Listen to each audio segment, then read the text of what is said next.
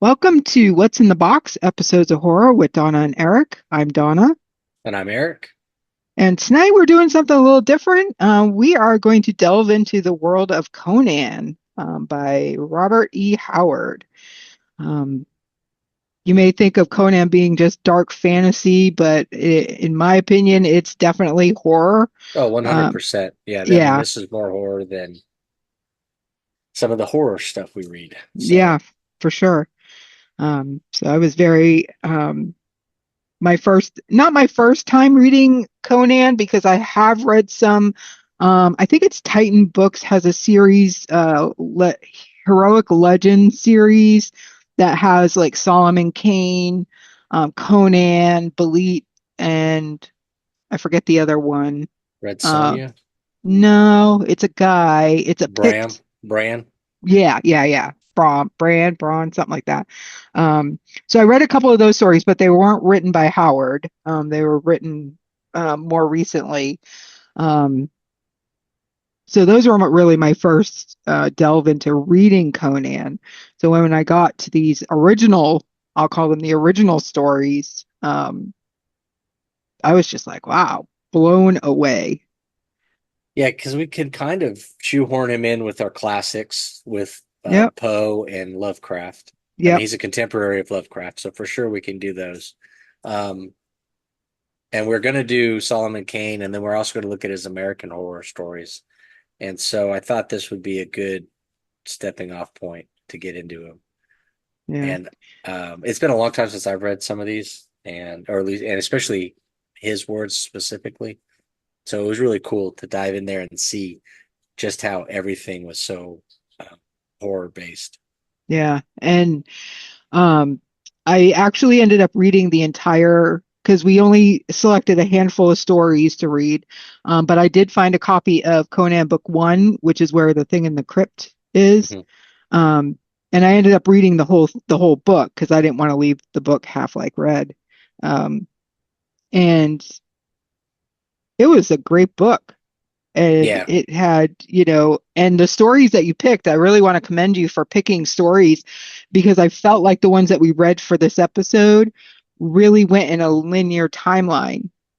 So we started off with Conan at 14, 14, 15, and then up through, one of the stories mentioned he was 19, and then up through adulthood. And then finally, I don't want to say he was elderly, but he he was was 40, okay, 40. So he was old for that time period for old for sure. that time period. Yeah. Um, Yeah, so if you pull yeah, up I think the first slide I sent, it has his yeah, ages next to each story. yeah. I might have done it on the map, but I think I did it Yeah, you here. did it on the map. Okay, Um, so well here, so these are the six stories we selected, and I wrote on here. This is the order they were printed. They found publication, yeah. and I also included his Oops. picture because it's just so insane that that's the guy that writes Conan Yeah, exactly. I saw him. He looks like a 1930s car salesman or or a gangster a or something gangster. Yeah. crazy. And then here he is. He's a H.P. Lovecraft and him sent letters back and forth. They discussed a lot of different things, and he's Yeah. writing all this amazing action, adventure, horror stories. And I think it goes to show it doesn't matter the time. There's always going to be people that seem out of place that are writing horror, Yeah. and we should not judge the book by the cover. So, Yeah. Yeah, um, the Frost Giant's daughter, I actually read it's in the omnibus that I got on Kindle that it's just like a mismatch of a bunch of different stories mhm. of Conan. It's like 700 pages. Um, it's actually, I was really confused because in that omnibus, it's called The Gods of the North. Yeah, And so I was he. like Googling and I'm like, okay, Gods of the North is the Frost Giant's daughter. It's just a He. different title. The funny thing is that he was this. There's no indies, so he was at the mercy of the pulp magazines that would print this kind of stuff. And so some of these are going to have different titles and even different characters and stuff when he originally got stuff put out there. And the Frost Giant's daughter is one of those where it was rejected initially. He was turned in with the Phoenix on the sword, and they rejected it, and he rewrote it and changed the title and changed the character from Conan to more of a Norse thing. And they printed it as its own story with nothing to do with Conan.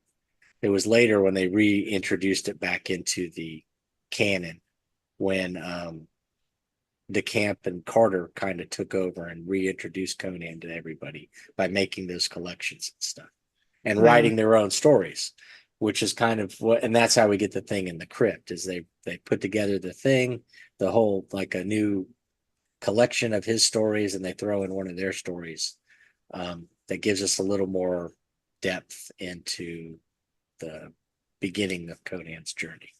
Yeah. And it was really interesting that you couldn't tell that they were written by some of them were written by different people. Yeah, they do a really good job of kind of echoing his style. Hmm. Yeah.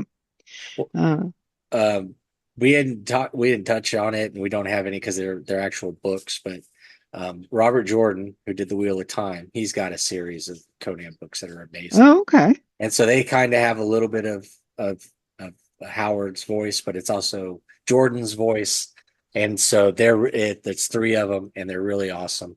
And so that's like that's my favorite fantasy writer. So it's kind of cool to see him jump into Conan's world and Yeah. write those things before he tackled Wheel of Time. Yeah. And it blows me away that the thing in the crypt was written in 1967 and it's like the origin. Yeah, in a way, it really is. It kind of gives us a bridge. If we go to the next one with the map, I think I have that in the order of when they.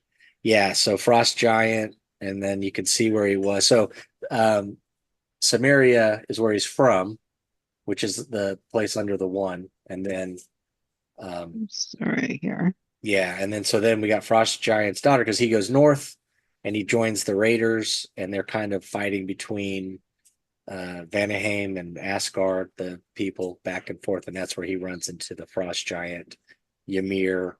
It's kind of Norse mythology. Yeah. And then he starts going south when he's tired of dealing with them. He's going to go find his wealth and find, kind of his fortune. And then two gives us the thing in the crypt, and that's kind of where they connect the dots to how did he get the sword and that, and how did he get to Zamora and the Yeah. city of thieves. And so Yeah. it's kind of fun. With I kind of did the thing in the crypt, thinking that parts of it we're going to see in the movie when we do the movie, and so I kind of wanted it there. Yeah. But also, when you read it, you're like, oh, we really need to have this included because it is a good bridge, even though it's not written by Howard. It's the perfect bridge and the perfect voice to show us that Conan is like Cthulhu, where yeah, H.P. Lovecraft is the guy that gave us Cthulhu, but so many other people have added to the mythos that Hmm. now it's its own thing. Conan is his own thing. Howard is amazing, and all these stories are fantastic, but it shows you that Conan has kind of outgrown the creator and has Yeah. become this own thing, and it's fun to see how the other ones kind of piece it together. Yeah. Um, and I also think it's amazing that we go from one, two, three, and they're right there. One, two, Yeah. three, right there, and then four. Four He way is down way here. down there. Now we understand why he's way down there because at some point he's running away, um, and the ship takes him down to the Black Kingdoms, and then he Hmm. kind of teams up. But it's just so funny how big of a jump we go from three to four. But also you Yeah. can see the age there too. We're jumping from 17 to 23. That Yep. is a ton of life experience for this guy. Yep. And it's fun to see how different he is when you compare him to how he was in the first three stories, especially when you get to the sixth, the Phoenix on the sword, when Yep. he's a king and he's older and wiser, but he's still a barbarian and he's still ready to armor up and go fight the battles that need to be fought. Yep. Um, so we're looking at these stories. Did you have a favorite? Oh, um, A Witch Shall Be Born was a favorite. That's my favorite. I love Yeah. that one. It's Yeah. just it's a great story, and it Yeah. really leans into the horror. There are so many different aspects of horror, Yeah. but I also love watching Conan grow into the leader that he's kind Hmm. of flirted with. I mean, Queen of the Black Coast, he's kind of, one beat of Billet, but Right. Which Shall Be Born, he really shows all the sophistication needed to manipulate the entire system to become the leader of those people and to Yep. kind of raise his own army Yeah. is And how amazing to good he watch. is about being in battle. Yeah, It showed his great cunning and stuff to be able to trick. yeah, 100%. And then that also leads us to see again in the next, because we do have a big jump 26 to 40, but we see the beginning of it and then we see it as it's matured to the point where he's a king and you could kind of still see the way he can manipulate people and things and the things that he takes serious and doesn't take serious and there's just so many different layers to these stories which I find amazing when you think about when they were written and the fact that it's a guy from Texas writing this amazing mythological, almost like Lord of the Rings esque, you Hmm. know, um, mythology. Yeah. Uh, Everything about it's just darn near perfect and fun. And Yeah. and and I was fed a steady diet of Conan. Um, I love the books. The movies were canon in the house. Um, but the comics really is where I cut my teeth and filled in a lot of the blanks reading some of these stories, where instead of it being a few pages in a book, it could be 10, 15 issues where they expand on all these stories and give you more information and kind of give you a taste of all the different places and all the different ethnicities and the way they have their different leadership roles and all that kind of stuff. It's one of those worlds that I love. I wish Yeah. they would do more. We can get into that when we start talking about the movies at the next Yeah. episode. But I really would suggest, because it was very helpful for me, in Conan Book One, there's Hyborian Age Part One, and I yeah, read that. And it was really helpful because it did a great job of describing not only the change of the landscape, because there was like what, two cataclysmic events that happened before we even get to Conan's time. yeah, And it explains like the shift in the earth and how that affected the evolution of the peoples in the certain regions. It really helped me understand the world of Conan. yeah. It's very smart, very well thought out, very meticulous in its detail, and also gives us an opportunity to understand where some of his other characters come from and fit into these things. Because Cole would have been from an earlier time period. He would have been in I think the first one when Atlantis was still um, considered a powerhouse, Yeah, and then two times later we have Conan. So it's just really interesting to see because Cole and Conan are basically interchangeable in a lot of aspects. yeah, But yeah. you And know, I was like, I did not realize that Conan was a descendant of Atlantis. Like, I didn't realize that. But yeah, it's that's, funny how they tied everything together. I mean, he did a really, really good job. yeah. Um, Yeah, I and then highly suggest that to read that one. I haven't read part two. I'm sure it's in one of the other Conan books I have. Um, but if you really want to you need to start with learning how the world of Conan came about.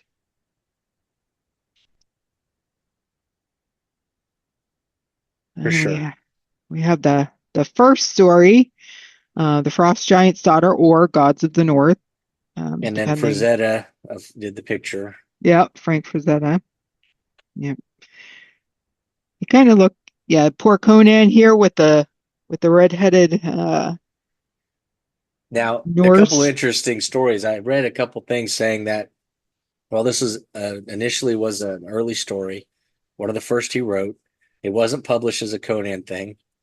And then later, when they did publish it, some people were a little worried because it's kind of rapey.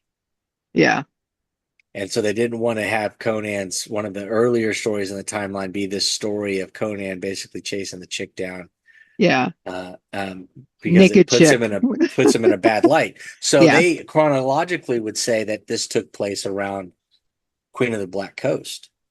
But if you look at that timeline, it doesn't work at all. I mean, you read the story, you see where he's at, and put all the pieces together.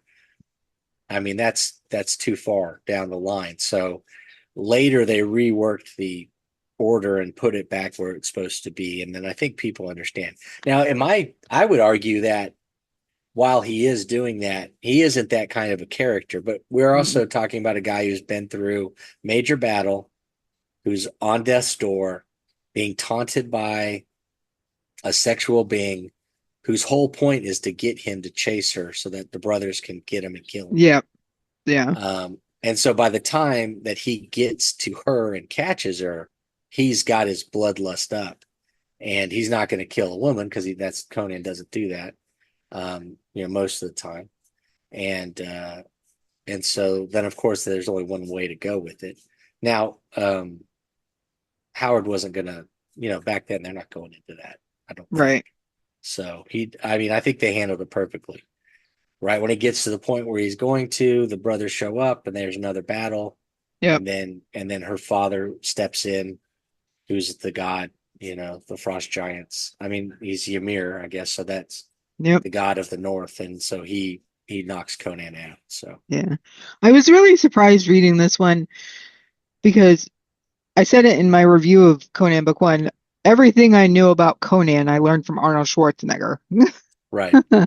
until I started reading these stories. And I was really surprised to see a lot of Norse stuff like Asgard and Ymir and Heimdall. And, Mhm. because I always in my mind thought Conan was like completely, I won't say completely fictional because people can argue that like Heimdall and Asgard are fictional places too and Atlantis, but was just completely made up and had no connection to anything that I had possibly known about, Mhm. you know? So I was really surprised to see these Norse influences in this story and it didn't bother me. I liked it. I liked the story. It was just an eye opener for me going, okay, so we're bringing in real mythology I think it's into, a clever thing he did, yeah, yeah, because the bring, people that would have been reading back then would have been more um, educated in those classical ideas and yeah, those myths and legends, and it makes it familiar enough that maybe people would be interested in checking it out. Now, I think it might have hurt him on this one because, like I said, they didn't print it, and he rewrote it and changed Conan to a different name, and then it's just a story about a guy dying in the snow, and then he chases after and the whole story is the same. They just changed the names, and they printed it in a different publication. It wasn't the main one that they did a lot of stuff with, but because it was already Norse stuff, they could sell it as a Norse story instead of a hmm Conan story. But I think it was smart because the way Conan interacts with the future stories, it's basically Africa, and then you've got some European stuff in there, and then you've got yep, the old Norse gods and stuff. I think you're right though. It's cool when they do stuff like that. I think Tolkien kind of does that a little too, where he tries to take some of the stuff that's English and make it a little bit more their own thing, but they dip their toes around, other things, other mythologies and stuff. yeah. I really like this one. It's a fun, quick read. I mean, there's Yeah, nothing, and most importantly, it kind of gives us an introduction to Conan as a child yeah, or as a young man. Because I mean, he's yep. like 15, 14, 15 here. hmm So, My mouse. There we go. The thing in the crypt. I love this comic cover. This is great. Um, Definitely horror because he's fighting a yeah, giant zombie. yeah. I mean, not only that, just chased through the wilderness by wolves. Right? He's chased He's, by wolves and then he's like basically got no clothes on, yeah, stripped just his down. loincloth. And so we have Um, to think that he escaped from something up north, yeah. and he's at his death's door, wit's end, doesn't know what to do. He's just trying to get away from that whole place, and then he luckily stumbles across a crypt in the middle of nowhere. Yeah, and where he gets his signature sword, because this is where he picks up his sword. And then there's like this giant um dead person sitting on a throne, I'll call it. Um, and when he takes the sword, the thing comes alive, and it's a battle for. And you got to imagine it's kind of the story was kind of claustrophobic too, because the way he Yeah, described it, like there's not a lot of light because he had like a small fire. yeah, Um, so there's not a lot of light, and it just feels really enclosed. I imagined it being like a very small space because he said he found like a entrance when he was up against the rock when he was waiting yeah, for the wolves to come after him, and then he kind of like went through a crevice, and I'm pretty sure he described it like he could barely fit, you know. for sure. That's the other thing is he's so huge Yeah, that it's amazing he can get anywhere, yeah, right. um, but I even don't as a know. youth. Yeah, I don't know, Conan, man. I see this giant dead thing sitting on a throne. I think I would not hang around. But Yeah, there but he had was, no choice. There was a yeah, pack of wolves outside waiting yeah, to eat him, so he yeah, needed the sword more than anything, and he needed to get warm and rest because he's been running for a while. So, I mean, it's a good little story too to kind of give us, to further um, add to the legend of Conan. I think they did yeah, a really good job. It's a fun, fast read, and I want to say it's the last one that's kind of short. Everything else is more full story. yeah. I think so. And then we have the Tower of the Elephant, which I really like this one.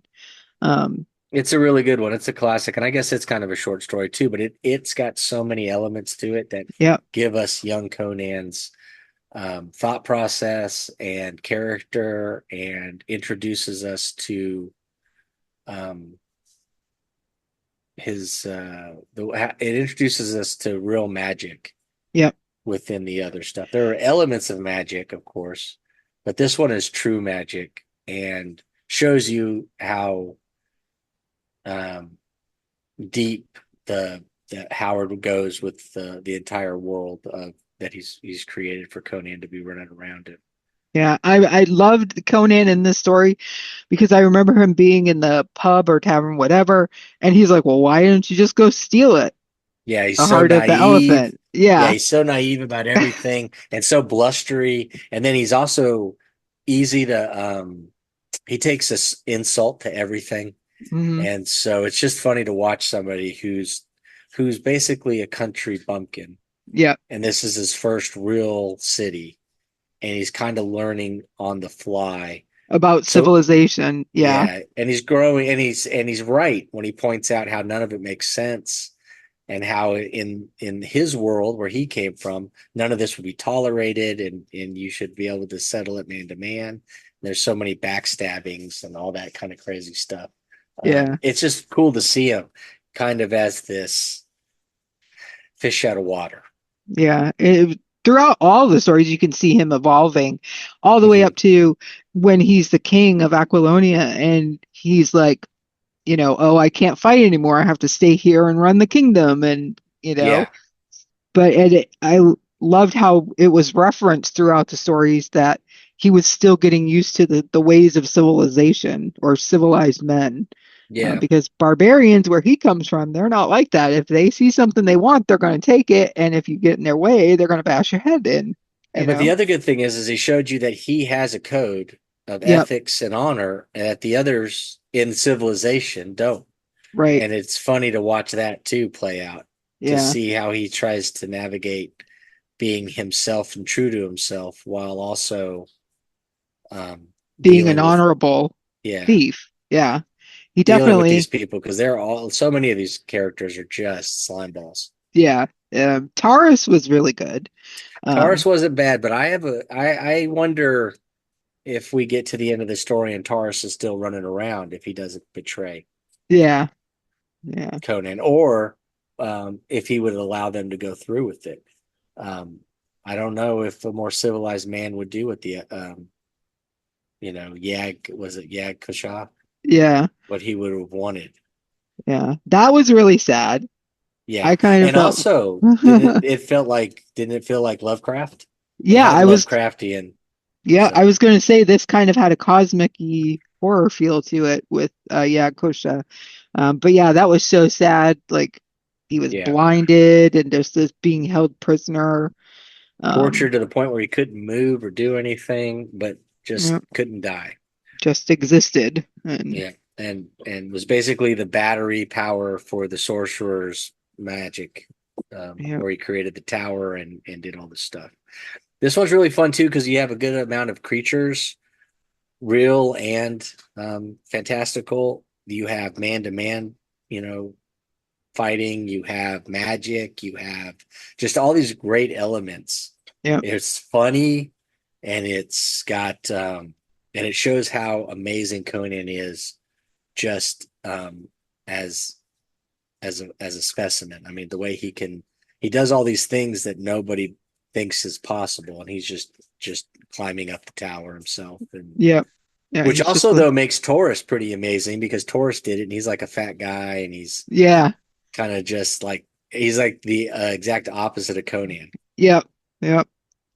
Um, yeah, it was funny because I was thinking throughout reading the stories that I'm like, Conan is such a good thief, but he never ends up with the treasure.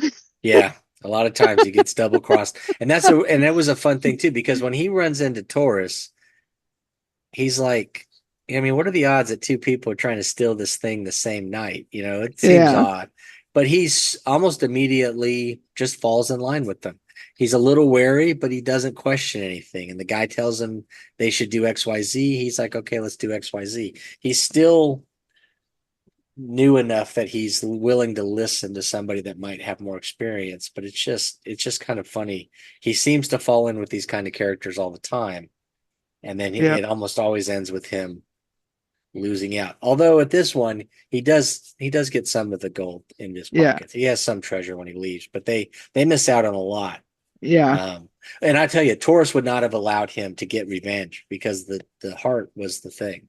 yep, So it's probably for the best that he did die. yeah. Yeah, poor yeah, Kosha though. That really stuck with me. I'm like, and the way that Also, he was described, yeah, um, it I was I, just like, how could even somebody think of that kind of a creature? what's amazing, yeah, that's the other thing is how much detail Howard puts in all these stories. They're just dripping with description. Mhm. And I was like, I mean, I remember it, but I don't remember it. It's like I don't remember them being so. I mean, he's writing circles around H.P. Lovecraft, Yeah, and some of the times I'm thinking, wow, this is the stuff that we were talking about when we read Poe and Lovecraft. We were like, oh, we thought maybe it would be too wordy or too written in that weird style from back then. Howard kind of leans into that, yeah, and I mean, he's telling a story, but man, it is what is it, purple prose, where yeah, it's just so much, but he does it in a way that doesn't feel heavy-handed at the same right. time, and Yeah, you just eat it up. It's just fun. yeah. It's So like, this story's got like a giant spider creature, and then it's got this like weird alien, and then it's got this evil sorcerer that gets sucked up into the jewel. yeah, Um, everything about it is just really fantastical and amazing, and yeah, it was kind of like I don't want to say Willy Wonka-ish, but like the ending where the he's like, take this and like give it to the sorcerer, and the sorcerer ends up shrinking. yeah, Like he describes him like just shrinking and shrinking and shrinking, and then all of a sudden he gets sucked up into the jewel, and then that's where Kosha is waiting for him to torment him for like ever. yeah, gets his revenge, and so I think that's how. And I think we'll see that in most of the stories that when Conan isn't selfish, he usually gets away with a little bit of something. Yeah, But yeah, civilization gets in his way more often than not. yeah, Civilized folks. So, civilized. but yeah, this is a Yeah, fun. This could also easily be a favorite. I mean, it's yeah, just it's a classic. I've read it and I've seen it done in multiple comic runs. It's always a good one to go through. It's definitely one of, and I think some people do consider it one of his best stories because it Yeah. just has so many things going for it. Yeah. And this image here is really, this is a really beautiful image. Yeah, I went through a couple to try and find one that captured uh yeah, Kucha, and this one I thought did really well. Of course, and then it has Conan basically just naked running around. Yeah. What are you gonna do? I mean, that's what him the whole time. Like Yeah, I mean, he there really were was. He basically was in the story. He did, sandals and a loincloth. That's, yeah. So I mean, but he's a barbarian. What do you expect? Um, Now we got the Queen of the Black Coast. This was another favorite of mine, yeah, only it's a very because good story. it I re shows how human Conan is, Yeah, because he truly falls in love with Balik, yeah, you know? Even though yeah, their relationship starts off kind of weird, like she's basically like kills everybody else on the ship that he was on, but he survives and she's like, "You know what? You're my king," whether you like it or not. And he's like, "All right." yeah. He's not dumb, so Yeah. he'll definitely go with a lady if she Yeah. wants to keep him around, and he'll figure it out. But I think yeah, I think he fell in love with her spirit. I think they are reflections of each other. Yeah. Um, and she is as close to a barbarian as you're going to get Yeah. in that place and time. So, but yeah, no, this is another fun one that has all these different crazy monsters and action adventure, and you have pirates, and he really leans into the like the voodoo and the African Yep. mythology and stuff, and does a pretty good job with it, I think. Yeah, I liked the or not the battle scene, but the overtaking of the Argus Yeah, by the Tigress. That was yeah, that was a really intense yeah. He does a really good scene. job with those, with his action and his chase sequences. Hmm. It really makes you feel like you're in the middle of it.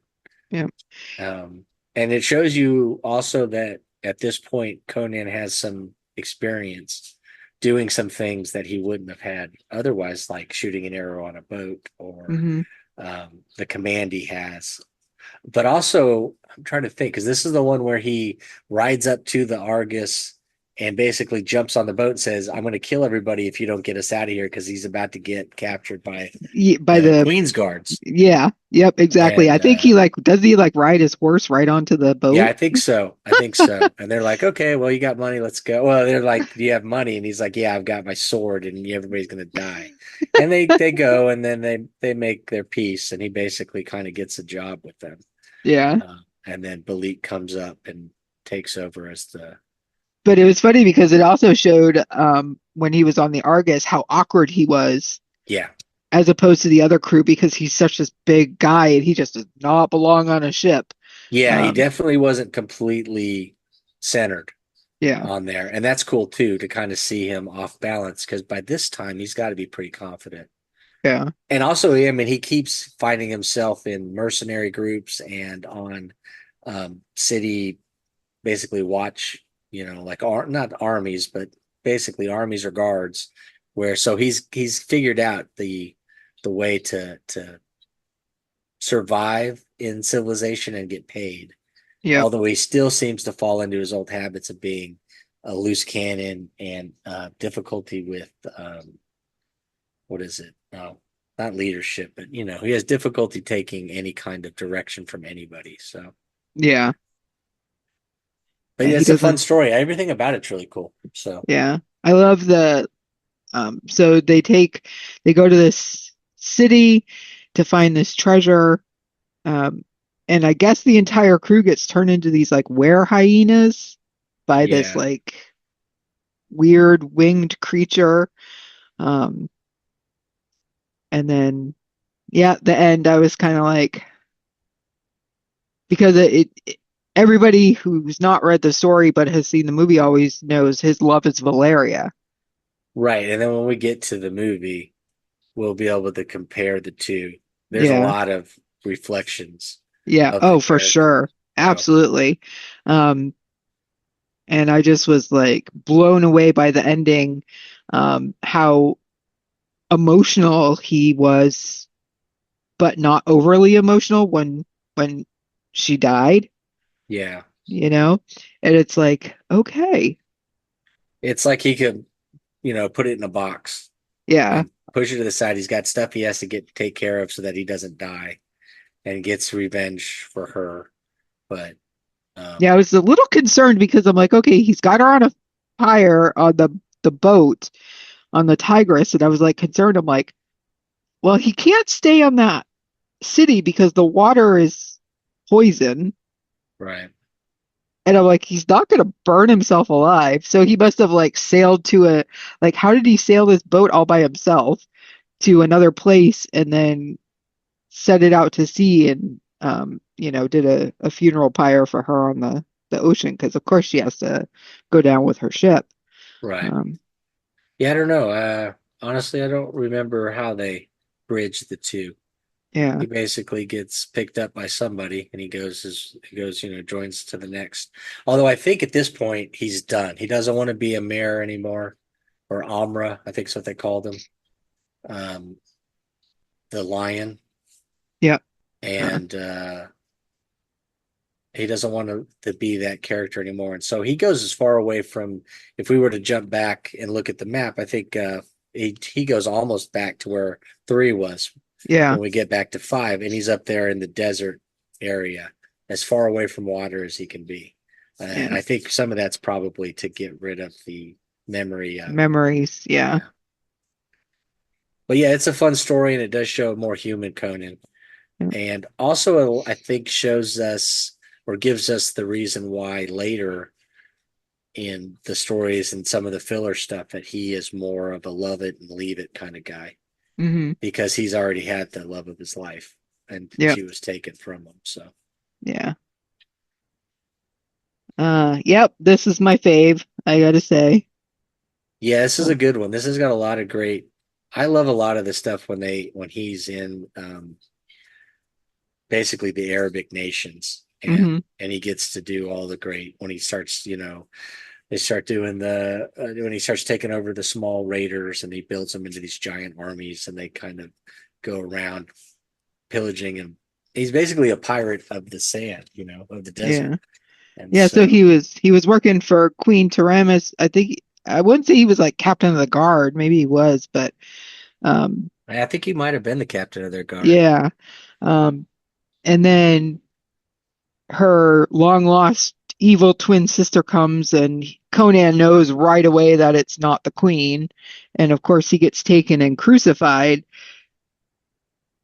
which was very brutal. And like the way he described what he got the vulture with his mouth, Yeah. uh, I was like, oh, okay. But what Yeah, caught that me, what got me about that whole situation of him being crucified is when he was cut down and he's like laying there and he's still pinned and the people who helped him Olgerd mhm. Vladisov helped him and I think he took like one spike out of one hand and then he just was like I got this and he just like ripped the spikes out of his feet and his hands and um Yeah, he couldn't show any weakness. He had to. I mean, yeah, he needed help getting the first one done, but then he had to do the rest. I yeah, mean, and that's the law of their world.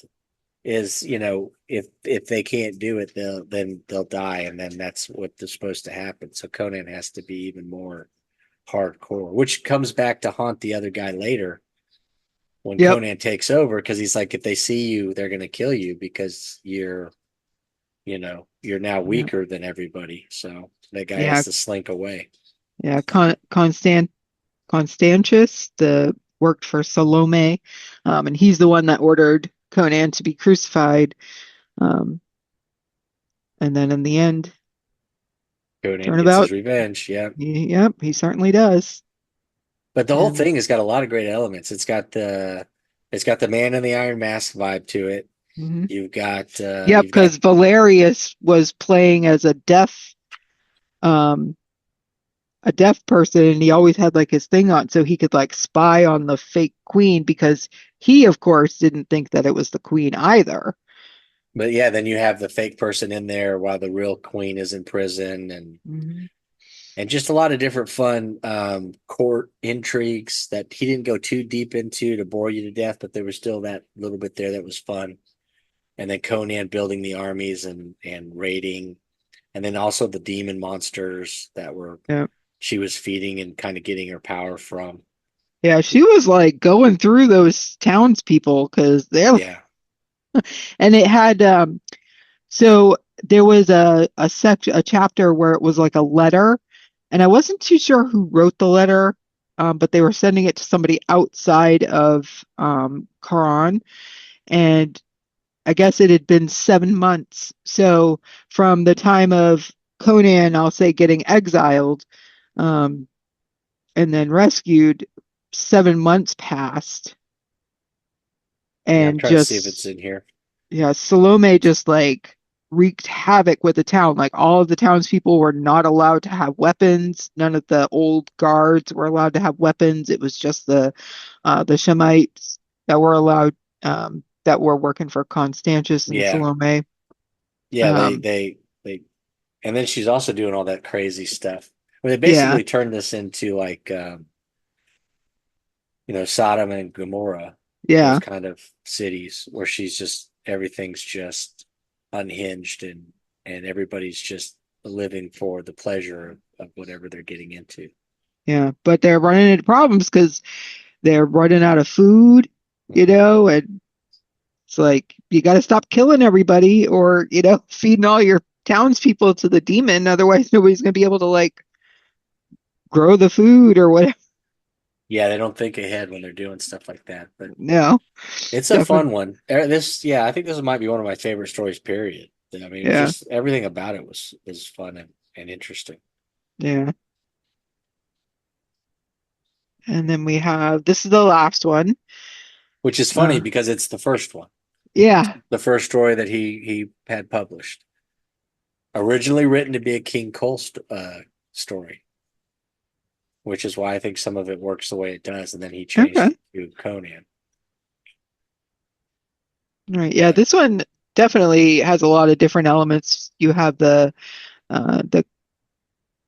politicians trying to end the minstrel Ronaldo, trying to, overthrow Conan, and they like send people away, but then there's this lost magic ring. Who was that? That had the Was it Dion? Tothamon was um he was the the sorcerer. sorcerer that lost his ring, and he was the slave of um the is it Dion? Yeah, I think Who so. was yeah. Yeah, Um because he had this like dirt on him, so he kind of had to um yeah. So he's stay. kind of bullying him around and making him do all the things for him, but Yeah, the other guy was more powerful if he just had his ring back. yeah. And then he finds his ring and he's like, yes. Meanwhile, Conan gets a visit from Epimetheus, the deceased shade, and says, "Hey, something's coming, Conan. You need to pay attention." And puts the symbol of the phoenix on the sword. Yeah, and he's from the age of coal. He's Yeah, from the age when Atlantis was still, yeah. They said it was like Epimetheus had been buried like 1,500 years before, yeah, something like that. So or there was sealed it, up. yeah. So it was, I mean, he's still in the history. He's still there's somebody they know talk about, but he's been dead for way too long for Conan to say he talked to him. So Yep. of course everybody thought Conan was crazy. Hmm. Um, yeah, no, everything about it. And then they have all the political intrigue and all the guards are taken away and Conan's left by himself. But because he's a barbarian, he senses everything. So he's like a Yep. step ahead of everybody. Yep. He's got his armor on. He doesn't have his helmet on. Um, but as he's fighting all these people, Tathamon sent this demon, which I'm assuming would be this thing here. Yeah, it was like some sort After, of crazy baboon thing. yeah, after Dion. But the thing was, it was instructed to kill Dion and everybody that was near him.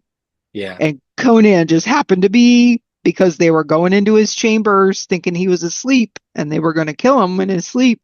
And of course, he's just happened to be in the vicinity. So this thing goes after him after he's like wiped out pretty much everybody. Um, his And sword breaks and he ends up killing the beast with like just the shard of his sword. yeah.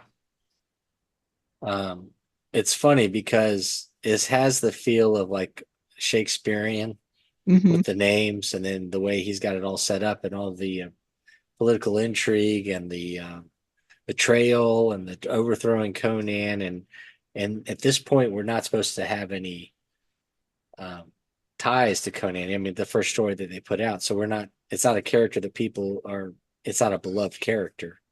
So it's just amazing how immediately, though, in this story, when you're reading it, you're rooting for Conan. You know he's the guy. So Yeah. I just it'd be interesting to have had that be the first story you ever read of Conan when Yeah. it came out ages ago, and to see if it hits the same way after you have this love for the character built up in you. But Yeah. I think it's really well done. Everything about it's really well done, even though, like I said, it's a rewrite where he Hmm. changed some of the stuff. But he does a really good job, and it really shows how. I mean, if that's his first one. You know what I mean? It's like it must have been a revelation to get that Yeah. story. Yeah. The I like the beginning where you could just see Conan's frustration of, oh man, I gotta sit here and I gotta read these papers and, you know, deal with this petty stuff. I want to be out there. I want to be on my horse. I want to be, spilling blood and, causing mayhem. But no, I'm stuck here. And his friend was like, oh, don't worry, I'll do it for you. Yeah, that's the other thing though. He took it serious. Yeah. I mean, like he was like, "No, I'm king, and there's things I have to do," and he kind of got it.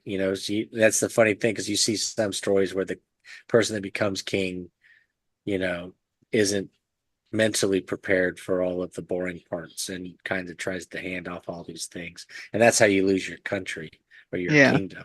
And so it's funny to watch him not do that and still have these people because he doesn't do that because he's not letting people do what they want to do. They want to remove him Yeah. and overthrow his reign after Yeah. he did the same thing to the guy that was despot or whatever. Yeah. So So Ronaldo, the minstrel, they had talked at the beginning, Conan and his friend, about how they wouldn't kill him because a minstrel has so much power because his stories will, talk mhm. about it. So you have this poet minstrel that's with all these other, I'll call them soldiers, to go kill Conan. Um, and he ends up stabbing Conan. And I wrote it in my review of this story that I loved these few lines. See first to the dagger wound in my side, he bade the court physician. So this is after the fight, and he's like still alive and everything's fine. He just needs to heal now.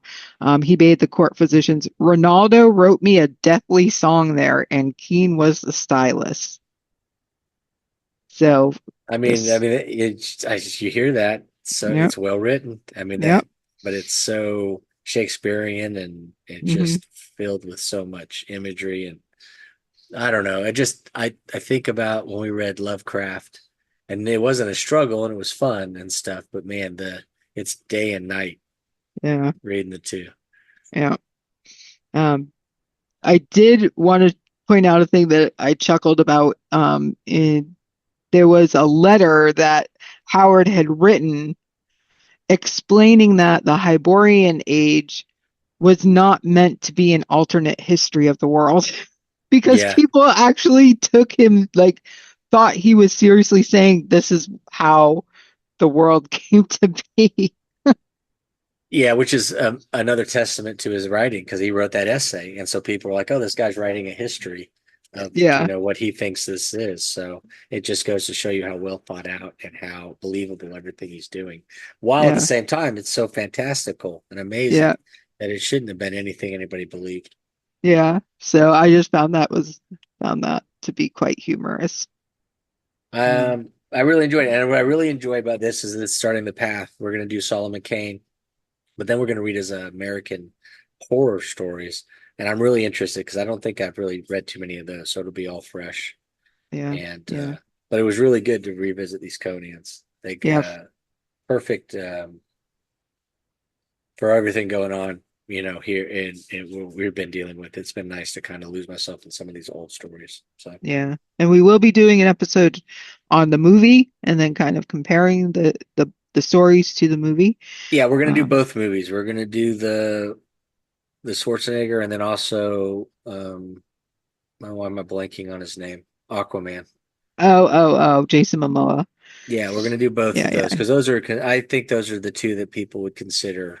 Okay, so I'm glad you said that because when you said both of them, I was thinking Conan the Destroyer, Yeah, and we could watch all three if you want, because Conan the Destroyer takes a funny path. It's yeah, more for children, but at the same time, still has a lot of cool things in it. So yeah, if we want to behind the scenes discuss if we want to branch out to three, we can. yeah, But no, I was thinking more we would compare the two because that Momoa was supposed to reboot everything, and we were supposed to get a new Conan yeah, yeah. Of franchise course, out of that.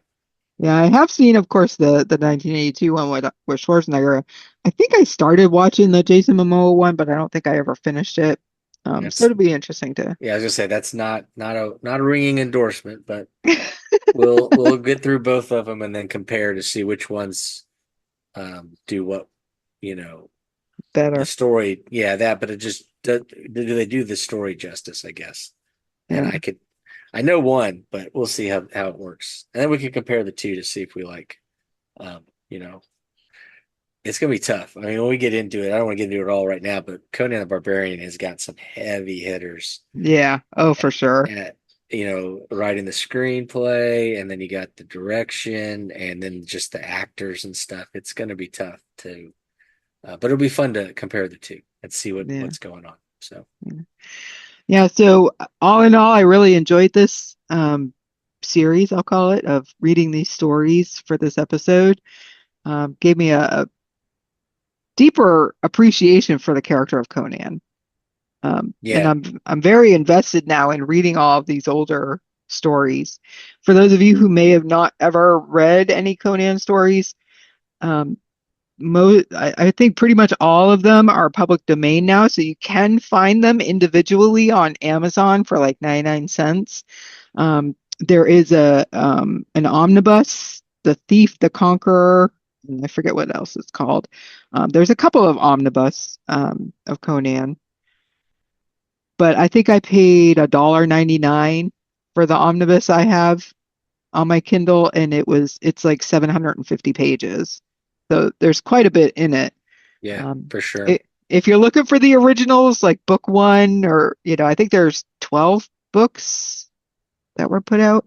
Those could get a little pricey because they are, hard to find and vintage, and um, so you may want to go with the Conans on Amazon that you can get for cheap.